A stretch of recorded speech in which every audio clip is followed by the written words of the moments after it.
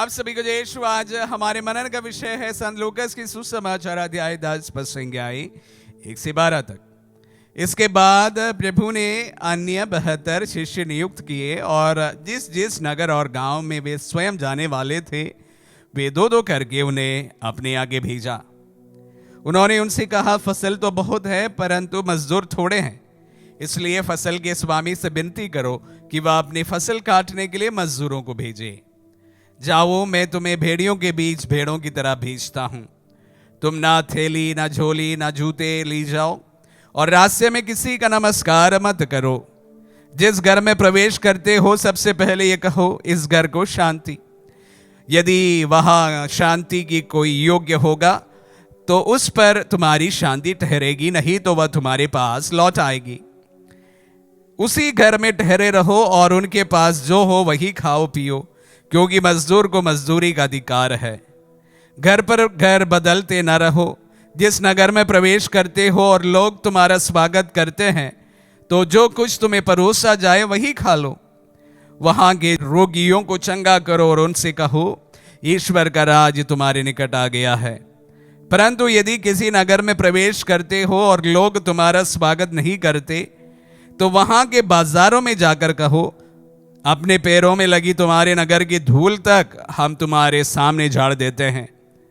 तब भी यह जान लो कि ईश्वर का राज निकट आ गया है। मैं तुमसे कहता हूं, न्याय के दिन उस नगर की दशा की अपेक्षा सोदोम की दशा कहीं अधिक सहनीय होगी। 72 शिष्यों का प्रेषण। और इसके पहले संत लूकास के सुसमाचार अध्याय 9 में आज हम 10 से सुना। 57 से लेकर प्रभु शिष्य बनने की शर्तें अपने शिष्यों के सामने रखते हैं, जिस पर वह कहते हैं कि लोमड़ियों की अपनी मांदे हैं और आकाश की पक्षियों को अपने घोंसले, किंतु मानव पुत्र के लिए सिर रखने को भी अपने जगह नहीं है। और वे अपने शिष्यों को पुकारते हैं, बुलाते हैं। और आज सुसमाचार में हमने सुना कि वे अपने शिष्यों को नियुक्त करके 72 शिष्यों को जहां जहां वो जाने वाले थे वहां पर भेजते हैं। उसके बाद हम 17 से वचनों में सुनेंगे कि किस प्रकार ये 72 शिष्य जब वापस लौटा उनकी प्रतिक्रिया क्या थी। और एक प्रकार से बताया जाए, फर्स्ट फॉर्मेशन और इसके बाद मिशन और इसके बाद असेसमेंट। तीनों पाठों को एक साथ देखने से हमें ऐसा ही मालूम पड़ता है। सर्वप्रथम प्रभु अपने शिष्यों को प्रशिक्षण देते हैं और इस प्रशिक्षण में हम देखते हैं कि प्रभु अपने शिष्यों को अधिकार भी देते हैं। यह बहुत जरूरी है। जब कोई किसी का प्रशिक्षण दिया जाए तो उस समय अधिकार भी देना बहुत जरूरी है। व्यक्तियों को व्यक्तित्व विकास के लिए बहुत जरूरी होता है। हम जानते हैं कि हम बचपन से लेकर स्कूल्स में पढ़ाई कर रहे हैं। पढ़ाई एक प्रकार का फॉर्मेशन है और पढ़ाई शक्ति भी होती है, बल भी होता है, ताकत भी होता है। जो व्यक्ति उन तमाम चीजों को बहुत अच्छी तरह से पढ़ता है और पढ़ने के बाद उन्हें एक प्रकार अपने एसेट बनाकर अपनी जिंदगी को आगे बढ़ाते हैं। और इसी प्रकार हम देखते हैं कि प्रभु अपने शिष्यों को बड़ा अच्छा प्रशिक्षण देते हैं। जिस प्रकार वे हैं स्वयं उसी प्रकार का प्रशिक्षण वह प्रदान करते हैं। और प्रशिक्षण के दौरान जैसे मैंने कहा कि ना सिर्फ वो प्रशिक्षण प्रदान करते हैं, जो कोई अधिकार उनके पास में था तमाम अधिकार अपने शिष्यों को वो देने के लिए तैयार होते हैं। बहुत ही अच्छा लीडरशिप का प्रदर्शन प्रभु यहां पर प्रदान करते हैं। और वो कहते हैं कि जो मैंने किया उससे काफी गुना बढ़कर तुम मेरे नाम पर कार्य करते रहोगे। शिष्यों के जीवन में और प्रभु के तमाम जो भक्त है, जो प्रभु पर पूर्ण विश्वास करते हुए प्रभु के जीवन को अपनाया है, वो अपने अपने जीवन में प्रभु से ही बढ़कर अनेक कार्य करते हुए हम देखते हैं। प्रभु बहुत ही सीमित जगह पर अपने जीवन को सीमित किया था, जबकि हम देखते हैं उनके शिष्य विश्व के कोने कोने में जाकर प्रभु का संदेश फैलाते हैं और चिन्ह चमत्कार के साथ, पूरा सामर्थ्य के साथ वो वचन का फैलाव करते हैं। तो इसलिए प्रभु अपने प्रशिक्षण का एक अभिन्न अंग इसको भी बनाया था कि जिन शिष्यों को उन्होंने एकत्रित किया था, जैसे जैसे वह उन्हें प्रशिक्षण देते गए, उन्हें अधिकार भी बांटते गए।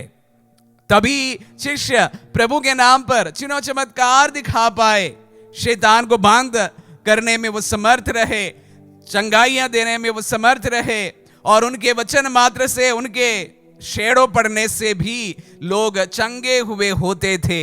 हम पवित्र बाइबल में ही पढ़ते हैं और आज भी इन तमाम चीजों को हम देखते हैं। जिन व्यक्तियों को प्रभु अपने नाम पर बुलाते हैं, नियुक्त करते हैं और उन्हें अभिषिक्त करते हैं, उन्हीं के साथ साथ प्रभु ने शक्ति भी प्रदान करते हैं और उन्हें चंगाइयां देने का वरदान भी प्रदान करते हैं, शैतान को बांधने का अधिकार भी प्रदान करते हैं। और तमाम अधिकार के साथ जब प्रभु का शिष्य प्रभु का प्रचार करते हैं, बड़ा असरदार होता है।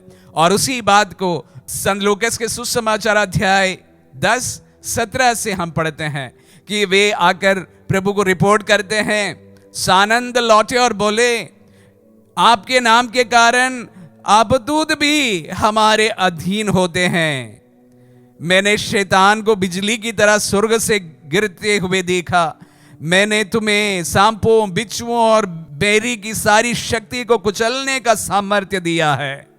इस प्रकार का रिपोर्टिंग हुई और वो बहुत खुशी प्रभु के सामने जो कार्य उन्होंने प्रभु के नाम पर किए थे, उन तमाम चीजों का रिपोर्ट करते हैं। प्यारे भाई और बहनों, लीडरशिप का सबसे महत्वपूर्ण चीज यही होता है, जब भी हम हमारे लीडरशिप दूसरों को देते हैं या लीडरशिप के प्रशिक्षण देते हैं, प्यारे भाई और बहनों, उन्हें अधिकार भी हमेशा देना जरूरी होता है। परिवार में भी होता है, समाज में भी होता है। परिवार में माता पिता जैसे उम्र ढलते हैं, अपने बच्चों को पूरे प्रशिक्षण के बाद में सारा अधिकार हैंड ओवर करते हैं। जब नहीं होता है, वहां कॉन्फ्लिक्ट्स होते हैं। हमेशा इस बात का याद रखें। परिवारों में विशेष रूप से एक कॉन्फ्लिक्टिंग सिचुएशन इस पर पाया गया है, जब माता पिता सब कुछ अपने हाथों पर रखना चाहते हैं, कुछ भी अपने बच्चों को बांटकर नहीं देना चाहते हैं, वहां पर कॉन्फ्लिक्ट अवश्य होगा। और उसी प्रकार समाज में भी हम देखते हैं कि लीडरशिप अपने अधिकारों को डेलीगेशन नहीं करना चाहते हैं और जहां पर बहुत सारे समस्याएं खड़ी होती है। प्यारे भाई और बहनों, प्रभु जैसे जैसे अपने 72 शिष्यों को भेजते हैं और उन्हें जिस तरह से अधिकार प्रदान करते हैं, हम भी हमारे जीवन में जहां पर हमारा कुछ अधिकार क्षेत्र है, वहां पर जब हम कार्य करते हैं, हमारे जीवन को बिताते हैं, हम भी प्रभु का इस उदाहरण को अपनाएं। जब भी हमारे कोवर्कर्स के साथ में या हमारे से जो साथ में काम करने वालों के साथ में जब हम काम करते समय विशेष रूप से इस लीडरशिप का ध्यान हमेशा रखें। प्रभु न सिर्फ अपने शिष्यों को प्रशिक्षण प्रदान किया और उन्हें अधिकार भी प्रदान किया, इसी प्रकार हम भी हमारे जीवन क्षेत्र में, कार्य क्षेत्र में कार्य करें।